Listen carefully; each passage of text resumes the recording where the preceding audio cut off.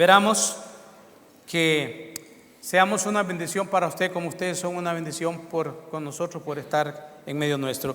Busquemos la palabra de Dios en primer libro de Pedro, primera epístola de San Pedro, capítulo 4, versículo 10 y 11. Primera de Pedro, capítulo 4, versículo 10 y 11.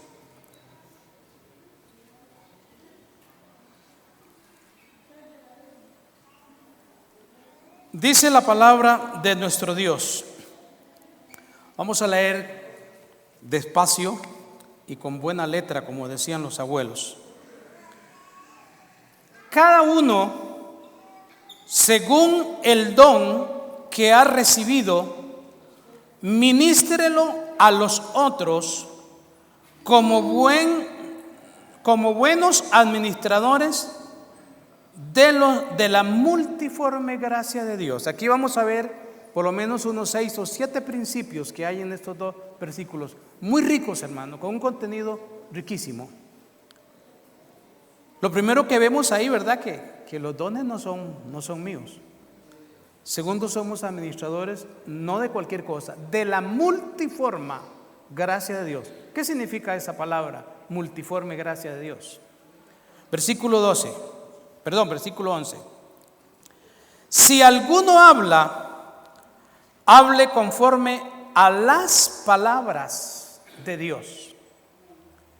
Si alguno ministre conforme al poder que Dios da, para que en todo, wow, esto a mí me cautivó cuando lo leí. Lo he leído un montón de veces, pero me cautivó y me desafió, porque estamos viviendo un tiempo cuando, hermano, la gloria no se la está llevando Dios, se la está llevando el hombre. Hoy hay un culto exacerbado a la personalidad. Hoy el énfasis está en el hombre. Hay un énfasis antropocéntrico en lugar de que sea cristocéntrico. Y Pedro nos dice: si alguno hable conforme a las palabras de Dios. Si alguno ministre conforme al poder que Dios da, para que en todo, no en una parte, para que en todo sea Dios glorificado por Jesucristo. La gloria le pertenece a Dios, no al hombre. Pero hoy tristemente estamos viendo en no pocos círculos cristianos que la estrella central es el líder, no el Señor Jesucristo. Tan es así que hay gente, y obviamente lo ven en el internet porque tienen recursos para publicitarse.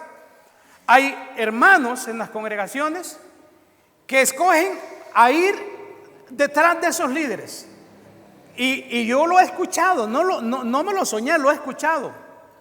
Entre mejor carro maneje el pastor, entre mejor ropa use el pastor, entre más grande sea la iglesia que tenga el pastor, entonces vamos a seguir a esos líderes. Y yo escuché algo que para mí es un adefesio. Alguien dijo en una radio que usted tiene que congregarse en mega iglesias con mega pastores, porque la bendición que tiene esa iglesia y que tiene ese pastor, entonces se le va a pegar a usted. Usted no se puede congregar en una iglesia chica o mediana donde hay pobreza, porque esa pobreza se le pega a usted. Eso es una voz del infierno, hermano. Eso no viene de Dios. Mentira del diablo, que porque usted se congrega en una iglesia muy lujosa y muy grande, y porque el pastor maneja el mejor carro del año, usted va a ser bendecido. Porque ese es el fenómeno que yo estoy viendo. De pronto el líder prospera, pero la iglesia no prospera. La gloria es del Señor, pero hoy muchos se están robando el show. El tema de esta mañana que yo quiero compartir con ustedes es volviendo a la centralidad de la palabra de Dios. Usted se preguntará: pastor, ¿cómo es eso que volviendo a la centralidad de la palabra? ¿Por qué tenemos que volver? Cuando hablamos de volver significa, es porque nos hemos ido, nos hemos alejado, nos hemos apartado. Sí, señores, tristemente hay que reconocerlo, que en los últimos años la iglesia de Cristo se ha alejado, se ha apartado de los principios de la palabra de Dios, de esa rica herencia de la iglesia primitiva, de la patrística, que nos dejaron, hermanos, sentaron cátedra y nos dejaron una doctrina sana, pero poco a poco la iglesia se ha ido alejando de eso y la Biblia ha desaparecido de los púlpitos, aunque parezca una paradoja lo que estoy diciendo. Escuche usted los mensajes en la radio, escúchelos en la televisión, escúchelos en el Facebook. Sí, se cita la Biblia, se lee un versículo por costumbre, pero nunca se habla del versículo, se habla de cualquier cosa, menos del texto que se leyó. Y eso es una crisis y la gente está contenta, pero hermanos, lo que a mí me preocupa es que la gente sale contenta. ¿Y saben por qué? Porque les dieron un mensajito de motivación, que les alegró la mente, que les exaltó los ánimos y les dura para la semana. ¿Y saben por qué? La gente sale contenta. El pastor habla así para que la gente salga contenta y vuelva el otro domingo. Porque le da temor que si predica lo que la palabra dice, de pronto el otro domingo la gente no va a venir. Yo no quiero ni imaginármelo.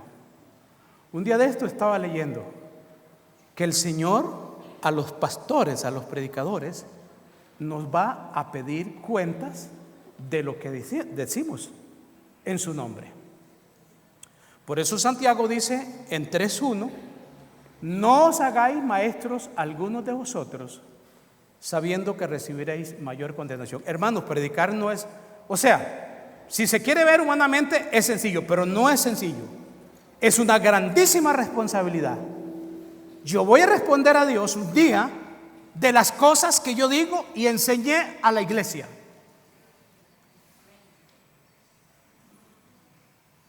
Entonces, a eso me refiero de volver a la centralidad de la palabra de Dios.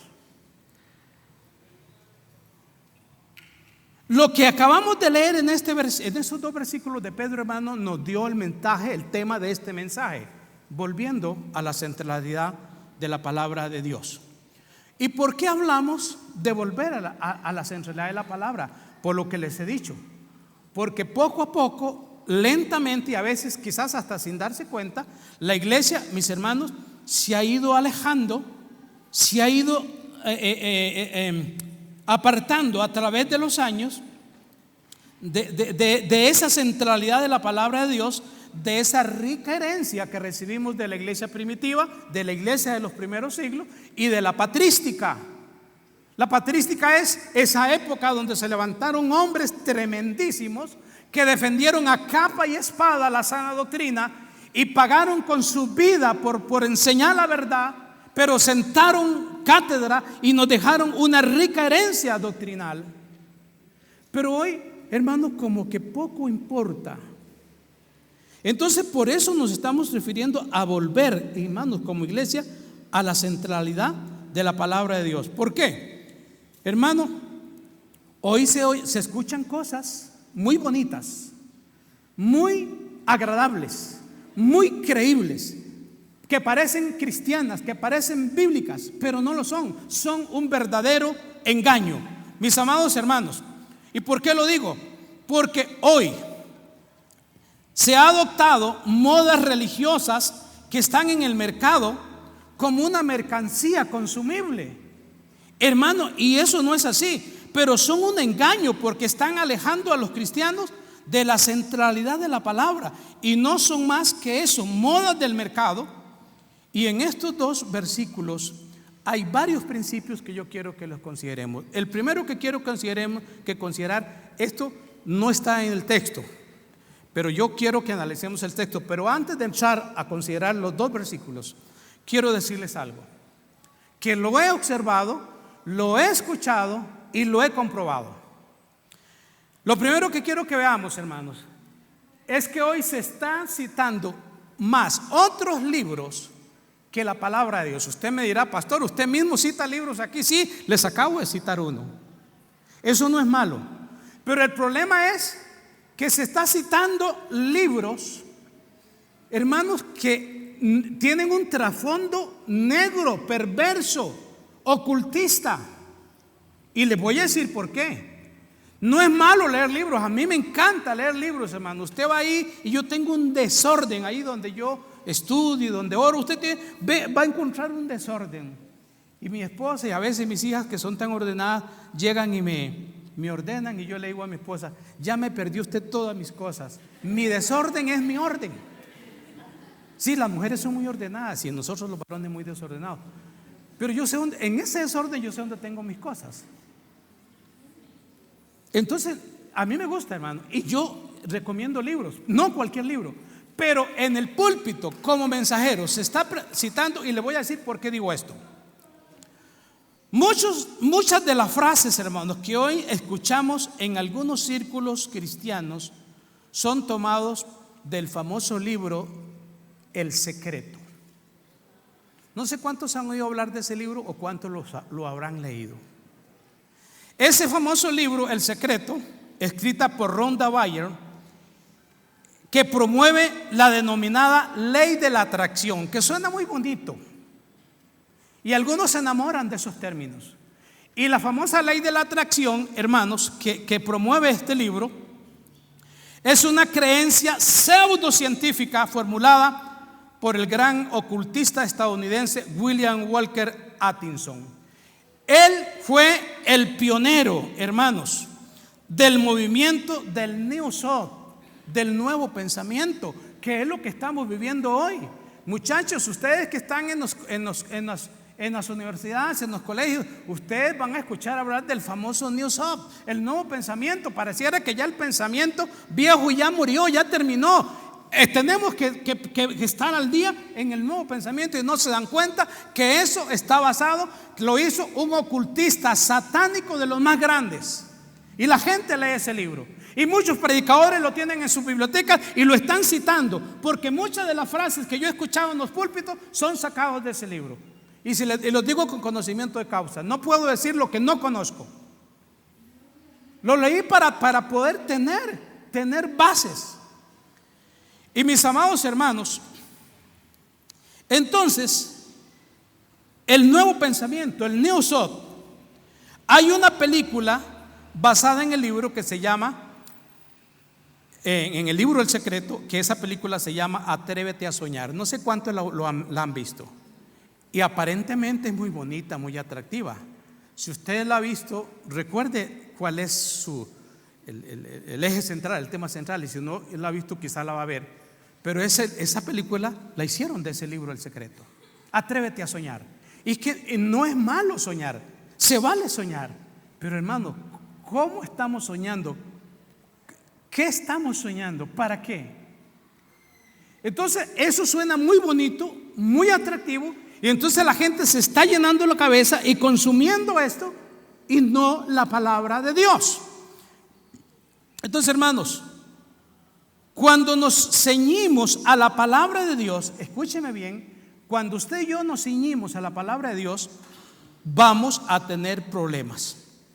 Porque vivimos en una sociedad, hermanos, escúcheme bien, relativista, y la Biblia está desapareciendo lentamente de la iglesia. Yo les dije que a veces se lee un versículo y cuando se va a predicar no se habla de lo que se leyó, se habla de cualquier cosa menos del versículo. Pero les dije, y esa es mi preocupación y mi sorpresa, que a pesar de eso, hermanos, a pesar de eso, escúcheme bien, es el fenómeno que se da, es que la gente sale contenta, feliz.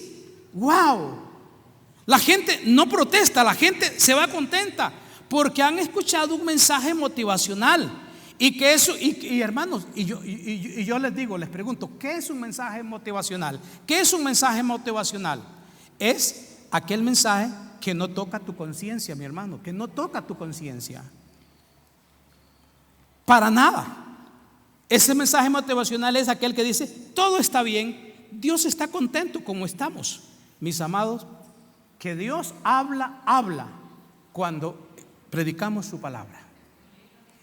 Pero hoy se está escuchando, no, todo está bien, todo está maravilloso, Dios está contento, Dios está feliz así como está. Y yo he escuchado profecías, dice el Señor que está contento con una sonrisa de oreja a oreja como con ustedes. Qué difícil, hermano, creer eso. Lo primero que quiero que consideremos en el versículo 10, en la parte A, 1 Pedro 4:10, la parte A del versículo, lo primero que consideremos es que cada cristiano es usado por Dios por lo menos con un don. Iglesia querida, déjeme decirle, hermano, si usted ha pensado en algún momento que usted no tiene ningún don, que Dios no lo usa con ningún don, no es cierto. De acuerdo a mi Biblia, y no solamente este versículo, varios más, por lo menos, escúcheme bien, por lo menos Dios ha depositado en usted un don. Que usted no lo haya descubierto, que usted no lo haya entendido, ese es otro chiste. Pero Dios, hermano, ha puesto en ti un don, un carisma, un regalo, aparte de la salvación. La salvación es aparte. Aparte de la salvación, del perdón que Dios te ha dado, Dios te ha dado por lo menos un don, ha puesto en tu vida para que lo uses en beneficio de su obra. No para engrandecerse, no para jactarnos, no para competir, no, es para el servicio de la obra del Señor. ¿Qué dice el versículo 10, la parte A? Cada uno según el don. La palabra don, que se traduce aquí, es carisma en griego, que significa regalo. Algo que a usted no le cuesta nada, no le costó nada, es un regalo de Dios. Así como es la salvación, también los dones. Entonces, cada uno según el don que ha recibido. ¿Qué dice? Entonces, cada uno, ¿qué dice? Cada uno según el don que ha recibido. Es la primera frase que quiero que analicemos. Cada uno según el don que ha recibido. Escúcheme, iglesia querida. Nadie puede decir que no sirve. Yo no sirvo, pastor, porque es que ya yo no tengo ningún don. Dios a mí no me usa. Dios a mí. No, mentira. Dios ha puesto algo en usted que usted lo está que usted lo está dejando que se rumbre. Esa es otra cosa. Pero Pablo le dice a Timoteo: aviva el fuego del don de Dios que está en ti. Hermano, lo que usted tiene que hacer es avivar ese fuego de ese don que Dios le dio. Órele a Dios y pídale que el Señor le ponga qué es lo que. Pero algo, usted puede hacer algo en la obra del Señor. Entonces, nadie puede decir que no sirve porque no tiene un don. No, hermano, por lo menos cada uno tiene un don de parte de Dios que lo tiene que usar. Que usted no lo entienda es otra cosa. Que usted no se dé cuenta es otro chiste. Pero Dios ha puesto en cada uno de nosotros, mis amados hermanos, el Espíritu Santo imparte dones y utiliza a cada uno cuando quiere, como quiere y para lo que quiere. Yo creo que todos en la iglesia son importantes y todos tenemos algo que hacer. Levántese y diga: Señor, yo quiero que tú me ilumines. ¿Qué es lo que hay en mí que tú me has dado que yo quiero servir? Y comienza a servir y Dios le va a demostrar. ¿Quiere usted crecer en Dios? ¿Quiere usted crecer? ¿Quiere ser un gigante en la fe? Comience a servir. Josué comenzó como siervo de Moisés y así la Biblia lo presenta. Y al final Moisés murió y él tomó la estandarte que dejó Moisés y fue el gran líder que introdujo al pueblo a la tierra prometida. Un ilustre desconocido. Hermanos, cuando Aarón, el sumo sacerdote, murió, el primer sumo sacerdote, pareciera que se terminó. No, se levantó Eleazar y tomó la estafeta, la bandera que dejó Aarón, y se convirtió en el hombre que guió a los sacerdotes en la vida espiritual. La obra de Dios no se va a parar por la ausencia de un líder. Olvídelo. Hay líderes que creen: si yo me voy de aquí la iglesia se termina. Olvídelo. No hay nadie indispensable en la obra de Dios. El único indispensable se llama Jesús. Usted y yo somos importantes, pero no indispensables. Con usted y conmigo Dios sigue caminando. O sin usted y sin mí, Dios sigue caminando. Y su obra sigue adelante. La segunda cosa que quiero que veamos. Entonces, lo primero es hermano, guárdese eso en su mente, que por lo menos un don, aquí dice la Biblia, cada uno según el don que haya recibido, ministrelo. La segunda cosa, la segunda frase, en el versículo, el mismo versículo 10, pero la parte B del versículo, dice, ministrelo a los otros. Entonces el don que Dios pone en mí no es para jactarme, no es para competir, no es para llenarme de orgullo ni sentirme más que nadie, no es para hacer negocio, es para servir a los demás. Por eso yo he dicho, hermano, hasta la saciedad, y ustedes me han escuchado varias veces decir en este púlpito, puede llamarse apóstol, profeta, puede llamarse misionero, pastor, póngale el título que usted quiera, el adjetivo que quiera. Pero si ese ministerio no está al servicio de la gente, de la obra de Dios, no vale una peseta. Todo ministerio tiene que estar al servicio de la obra del Señor, de la gente. Pero hoy, hermano, pareciera que los apóstoles y los profetas modernos, es más bien la gente tiene que servirle a ellos y no ellos a la gente. La gente tiene que rendirles pleitesía. Hermano, por favor. Qué triste cuando alguien me dijo a mí que fue a saludar a un pastor y el pastor le dijo, disculpe, yo no hablo con gente aquí, yo no atiendo gente aquí porque pierdo unción y pierdo autoridad. ¿Qué se cree ese? A lo mejor no digo lo que iba a decir. ¿Qué se cree? Perder unción, ¿quién dice? Y perder autoridad porque va a saludar a un hermano, a una hermanita de la iglesia. Hermano, perdóneme, pero alguien que predica en este altar o en cualquier altar, por bonito que predique, si no tiene la capacidad de poder bajarse y darle un abrazo al hermano más humilde, lo que dijo aquí es pura paja. No puede haber un divorcio entre discurso y testimonio, hermano. Si se predica aquí, usted tiene que demostrar también entre la gente. Entonces dice, la segunda frase es que los dones son para servir a otros, no son para mí. Ministrelo a los otros. En otras palabras, los dones, hermanos, no son para jactarnos, para engrandecernos, para sentirnos más que nadie. Y repito, para hacer negocio no, es para servir a otros. Es por eso que el apóstol enseña en Efesios 4:11 que los ministerios que Dios dejó, dice Pablo, que son para la edificación del cuerpo de Cristo, para instruir, para preparar a los creyentes, para perfeccionar a los santos, dice, para la obra del ministerio. Entonces los dones, los ministerios son para algo, no son para yo pavonearme y decir, ¿verdad?, que soy apóstol y que soy el pastor y que tengo la autoridad. No. La tercera cosa, hermanos, rapidito, que quiero que veamos es la tercera frase en el mismo versículo 10, pero la parte C del versículo. Somos mayordomos, no dueños. Somos mayordomos de todo, pero dueños de nada. ¿Qué dice el versículo? La parte C del versículo. La primera parte, la A, ya la vimos. Cada uno según el don que ha recibido.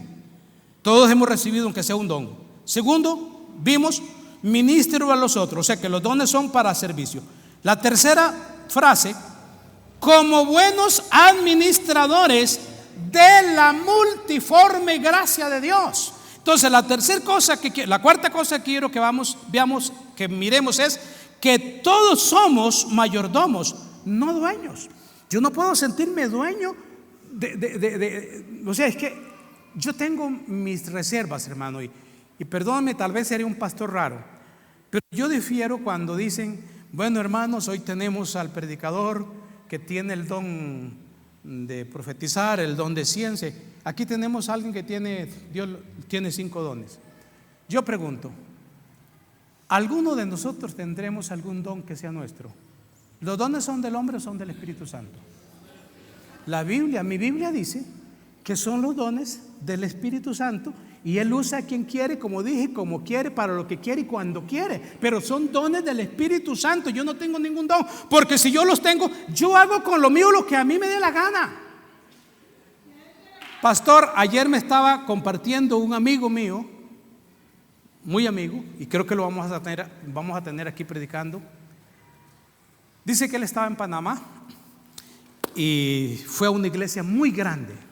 Creo que se reúnen como 10,000 personas en ese templo. El pastor cumplía años. Entonces los líderes lo sorprendieron. Le dice: pastor, queremos llevarlo a dar un paseíto. Y lo llevaron a la agencia de donde estaban los carros más caros en Panamá. Y le dicen: pastor, escoja el carro que quiera. Queremos regalarle el carro del año, el que usted escoja. Pero no escoja cualquiera, escoja el mejor carro. Entonces el pastor les dice: ¿de verdad? Sí. Y entonces yo puedo, el pastor les dice: entonces, ¿y yo puedo hacer con ese carro lo que yo quiero? Sí, sí, pastor, es suyo. Entonces pues fue y escogió un carro caro. Y así que se lo dieron, él fue y lo vendió. Lo vendió, le dieron un dineral, no sé cuántos miles de dólares, y lo trajo a la iglesia porque habían unos proyectos estancados que no podían sacar. Entonces el pastor les dio una lección. El pastor tenía un carrito bueno, pero un carro sencillo, viejito como el mío, ¿verdad? 2000. Pero él dice: este carro me lleva donde quiera, me lleva donde yo quiero. No me parece bien que yo ande en ese carro tan caro, habiendo tanta necesidad en la iglesia. Entonces él me dice que el pastor, los líderes se quedaron, o sea, aprendieron una lección gráfica con el pastor. Porque hoy radica eso. Hoy se cree que el que anda el mejor carro, que tiene la iglesia más numerosa, más lujosa, el que tiene más fama, el que tiene más gente, ese es el pastor que hay que seguir. Ese es el pastor que hay que seguir. Donde va Vicente va toda la gente. Entonces, hermanos, aquí nos habla la palabra de Dios que nosotros somos mayordomos, no dueños. Dice la Biblia que debemos de ser buenos mayordomos. Esta palabra es oikónomos, del griego, que significa administradores de la multiforme gracia de Dios. ¿Qué significa esto? Mano Rodrigo, multiforme significa las miles de formas que tiene Dios para manifestar su gracia en la gente. El trato de Dios con usted es uno, el trato de Dios conmigo es otro, el trato con el otro es otro. Pero Dios no está limitado. Él tiene miles de formas de manifestar su gracia, aunque a usted no le parezca, aunque a mí no me parezca. Pablo dice que usted y yo somos administradores de esa multiforme gracia de Dios. Qué privilegio, qué bendición, hermanos.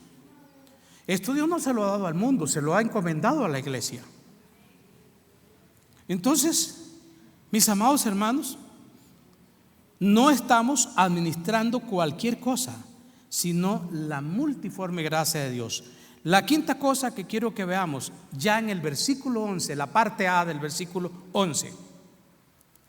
Debemos hablar conforme a las palabras de Dios. Y aquí es donde la yegua botó a Genaro, decían los abuelos. Estamos hablando nosotros conforme a las palabras de Dios. Por eso salió el tema de este día, volviendo a la centralidad de la palabra de Dios.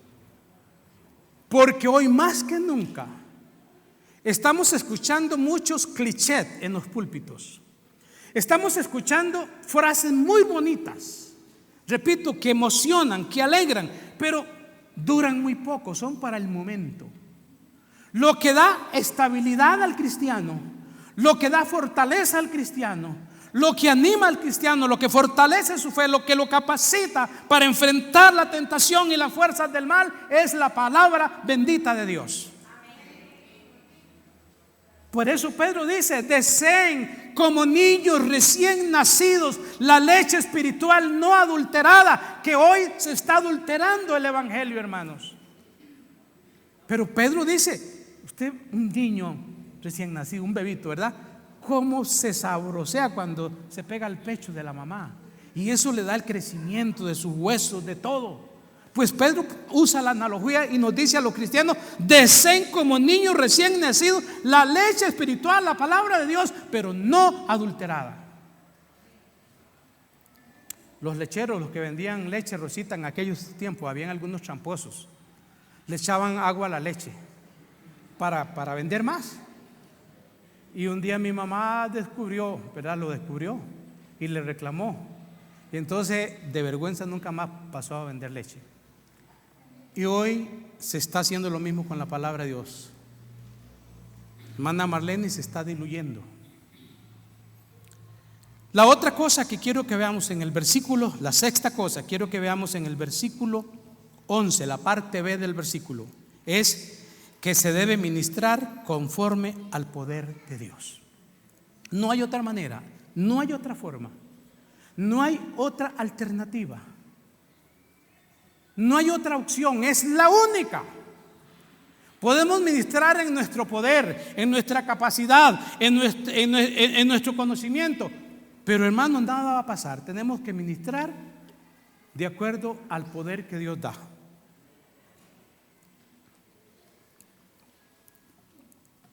Dice el versículo 11, la parte B. Repito, la sexta cosa es que debemos ministrar conforme al poder que Dios da. El poder para ministrar, hermano, la palabra de Dios obviamente viene de Dios, no viene de otro lado. Usted ve que la gran mayoría con poquísimas excepciones, los predicadores venimos de cunas muy humildes. Por lo menos en mi caso, yo les he dicho, humanamente hablando, yo no calificaba, pero ni en lo más mínimo, para ser un ministro del Señor, jamás. Viniendo de un hogar despedazado por el pecado, con los más pésimos ejemplos, una pobreza increíble, que mi madre quedó con 10 hijos y yo el menor, y aquella señora luchó a muerte y le pidieron vecinas que a mí me pidieron, yo era como el que todo el mundo me quería que lo regalaran. Unas señoras, no sé si está David, pero la abuelita de David era una que le dijo a mami: regálame a Martincito, regálemelo, yo lo creo. Y mami le dijo: no, gracias, yo lo puedo prestar, que le haga mandado, pero yo aquí me muero con mis hijos. Y ella fue padre y madre para nosotros. Entonces, cuando yo pienso eso, yo no calificaba, pero aquí estoy y conozco hermanos que no han tenido la oportunidad, hermanos, de prepararse, pero están detrás de un púlpito, y cuando pasan al púlpito y comienzan a hablar, se transforman. El Espíritu Santo les usa con poder, porque, hermano, no son los títulos que están en la pared, es el respaldo que Dios le da al hombre y a la mujer que se paran en su nombre. Y si viven en integridad, por supuesto que Dios los va a utilizar. Entonces debemos de ministrar conforme al poder que Dios da, hermano. El poder viene de Dios, no del hombre, no viene de la institución, no viene del seminario. Gloria a Dios los que pudimos estudiar un poquito, hermanos, pero todo lo que estudiamos, hermano, eso es basura si nosotros no tenemos el respaldo de Dios. Es por eso que Santiago, hermanos, es por eso que Santiago dice, ¿verdad? Pedro dice ahí en este versículo, y en 2 Corintios 3:6 dice San Pablo que Dios nos hizo ministros competentes. Ojo, entonces no éramos competentes, ningún pastor era competente.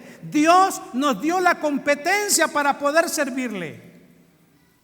Dios nos hizo ministros competentes. Entonces la capacidad viene de Dios, no de nosotros. Estoy leyéndole 1 Corintios 3:6. Y finalmente, hermanos, yo quiero que veamos el capítulo 4, versículo 11, la parte C, la última parte del versículo. Toda la gloria le pertenece a Dios, únicamente a Dios. Yo tengo que preguntarme, hermano, porque a mí sí me da temor, me da un tremendo temor. Y yo siempre le digo: Señor, como dijo David, escudriñame. En el Salmo 19, David dice: Señor, escudriñame a ver si hay en mí camino de perversidad, dice David.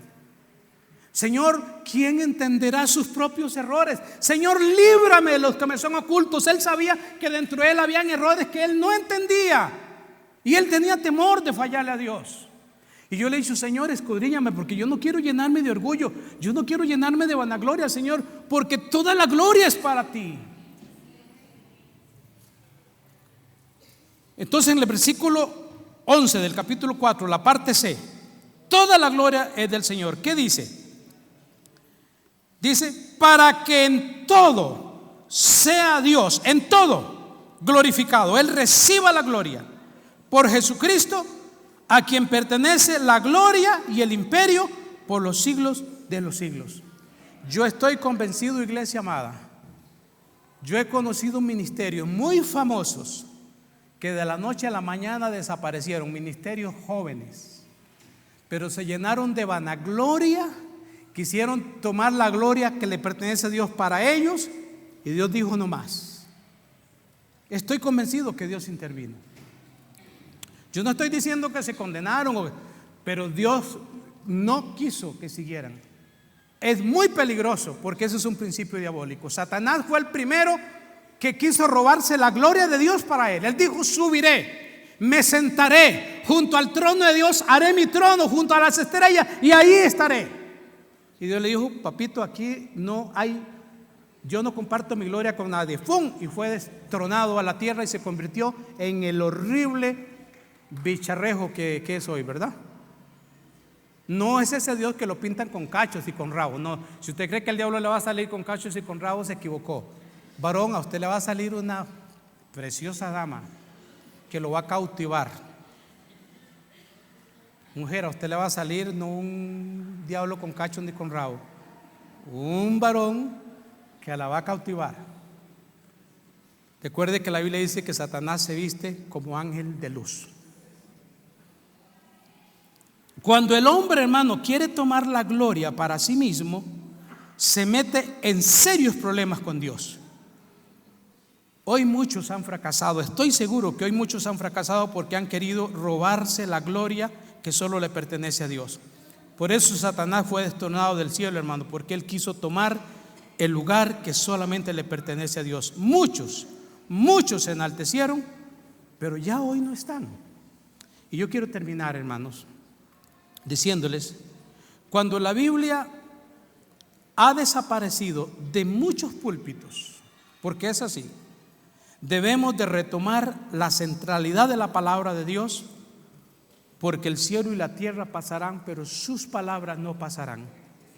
Hay un texto muy bello en la portada de la Biblia, de la versión de la Biblia del Oso. No sé cuántos la tienen o la conocen. Es una Biblia bellísima, es de las primeras en español, y está en un español antiquísimo. Usted lee Caín y Abel y la palabra ahí no está la Y, sino I latina.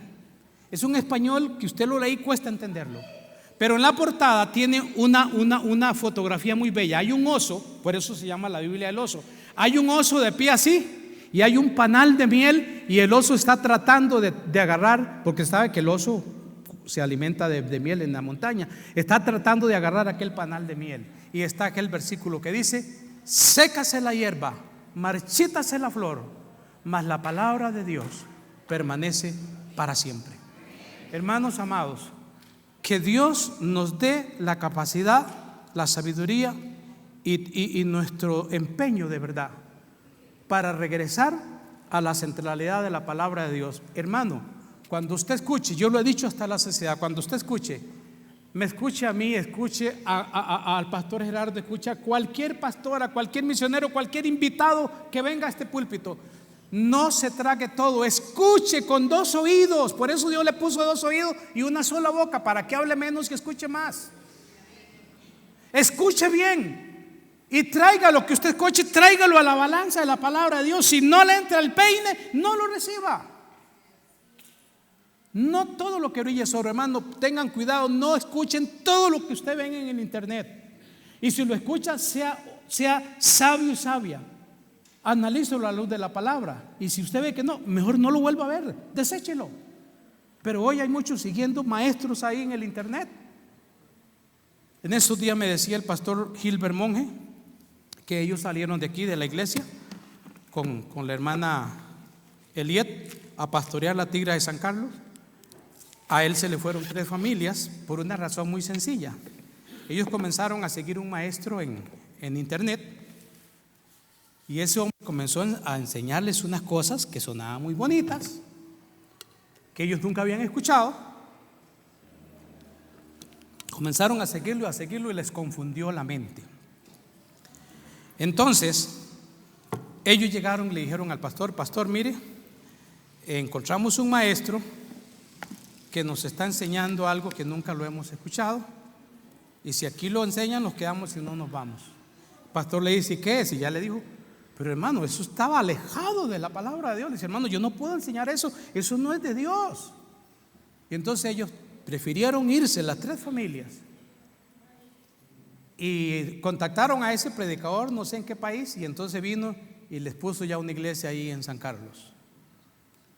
Eso está sucediendo, hermanos. Pero bendito el hombre y la mujer que tienen la madurez y la capacidad, primero para amar a Dios sobre todas las cosas, pero luego para amar a su iglesia local, donde usted se alimenta, donde usted sabe que tiene una familia, donde usted sabe que si algún día Dios lo llama, aquí le vamos a celebrar su despedida, hermano, con todo amor. Yo digo: Señor, qué bueno que el día que me llames, que mis hermanos me puedan despedir con toda bendición en este lugar. Siempre debemos de tener un pastor y una congregación donde, hermano, nosotros reunir y con quien compartir. Yo tengo mis serios problemas con las iglesias independientes, siempre lo he dicho. ¿Por qué? Porque el pastor no le da cuenta a nadie. La gente le da cuenta a él le pide cuenta a la gente tiene que someterse a él, tiene que obedecerle a él. Él es el todo y sobre todos, pero ¿quién está sobre él? Nadie. Pero en una organización como la nuestra, con todos los defectos que podamos tener, todos estamos bajo autoridad. Sobre mí hay autoridades, y sobre las autoridades que están sobre mí hay otras sobre ellos, y otras sobre ellos, hasta llegar al supervisor mundial, que tiene un comité que se llama el comité de los 18. Él no puede hacer lo que se le antoje porque tiene un comité que lo supervisa. Y luego hay una asamblea mundial que se reúne cada 2 años a analizar la parte doctrinal. Y hermano, y ya han destituido a líderes muy grandotes, los han destituido porque han cometido errores. Pero en una iglesia independiente, ¿qué pasa?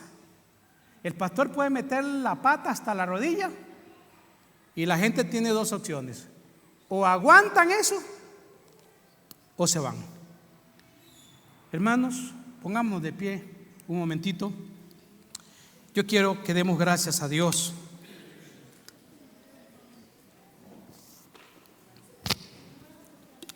Que podemos tener un lugar sencillo, humilde, pero un lugar donde nos reunimos a adorar a Dios. Y que yo le aseguro, hermanos, que usted cada vez que venga va a venir a escuchar palabra de Dios. Difícilmente usted va a escuchar otra cosa. Quiero que usted entienda, mi hermano querido, a la iglesia venimos a oír de Dios. ¿Amén o no amén?